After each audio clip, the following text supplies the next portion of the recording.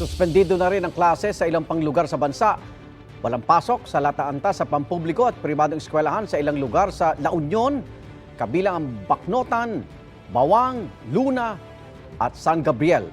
Wala rin pasok sa lataanta sa mga paaralan sa Magsingal, Ilocos Sur, Alacapan, Cagayan, pati na rin sa Besao at Bauco sa Mountain Province. Walang face-to-face classes naman sa lataanta sa publiko at pribadong paaralan sa San Fernando at San Juan, La Union at sa buong lalawigan ng Benguet. Wala rin pasok sa lataanta sa Abra at abiso ng LGU na magpatupad ng alternative delivery modes ng klase. Suspendido rin ang trabaho sa ilang opisina ng gobyerno roon. Wala namang pasok sa lataanta sa mga eskwela at trabaho sa gobyerno sa Bangar, sa La Union, Basista, Pangasinan, Nueva Vizcaya at Sagada, Mountain Province.